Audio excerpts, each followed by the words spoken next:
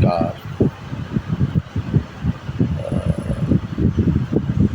सम्पूर्ण नेपाली दाजुभाइहरूलाई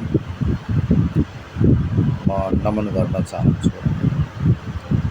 अब सबै कुरो सरकारैमा भर परेर हुँदो रहेनछ।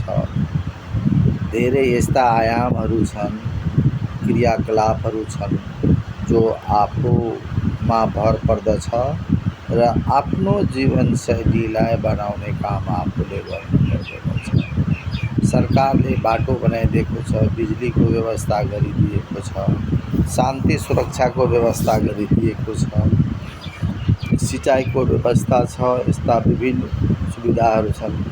यति गरिदिँदा दिँदै पनि यदि युवाहरूले, किशोरा किशोरीले असल बाटोतिर लम्केन भने त्यसमा चाहिँ अब कसको गल्ती, सरकारको मात्रै गल्ती दिएर के हुन्छ।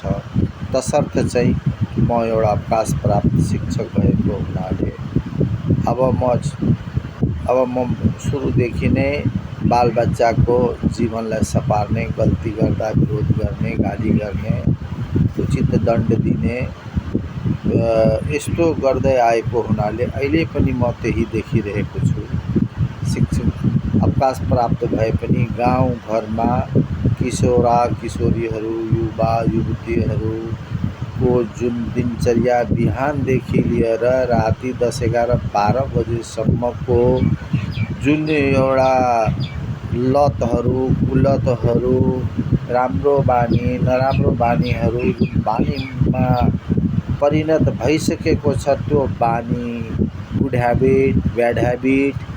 अब गुड ह्याबिट पक्ड्नेहरूको फ्युचर त गुड भइ नै हाल्छ। जसले ब्याड ह्याबिट समातेको छ भने फ्युचर त ब्याड हुन्छ, डार्क नै हुन्छ।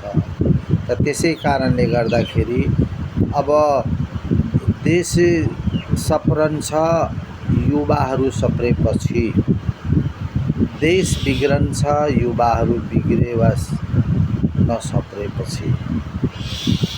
त उहिलेका जमानामा स्कुल कलेज साधारण थिए तैपनि कठोर परिश्रम गरेर केही मानिसहरूले पढे, आइएस पढे भने अहिले त पग पगमा सुविधाहरू छन्। बाटो यति राम्रो छ, घरकै अगाडि 10-12वटा स्कुल कलेजका बसहरू आउँछन्, अस्पतालका गाडीहरू आउँछन्। यस्ता फ्यासिलिटीहरू छन्। हामी मेनबत्ती र कुप्पी बालेर हामी पढेका थियौँ। अहिले त घर घरमा ठुलो अब झलमल्ल बत्ती बलेको छ, लाइन पनि कमै जान्छ। त्यसले गर्दाखेरि सुख सुविधाको भरमार छ।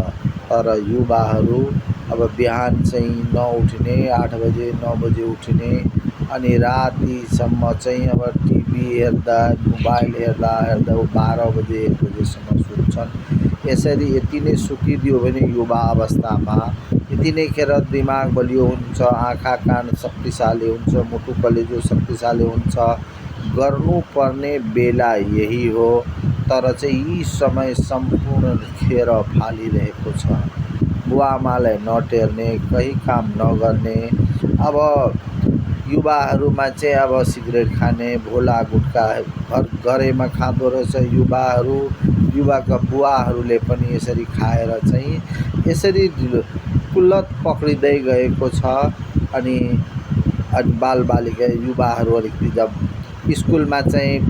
स्कुलमा जाँदाखेरि स्कुलमा पनि मोबाइल बोकेर जाने, घरमा आउँदा मोबाइल हेर्ने, अब होमवर्कहरू नगर्ने, बुवाआमालाई नटेर्ने।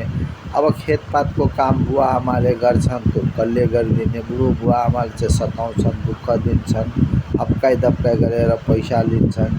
यस्ता छोराछोरीहरू भएको हुँदा अहिले वर्तमान कमजोर देखिन्छ। वर्तमान कमजोर छ भने भविष्य पनि कमजोर छ।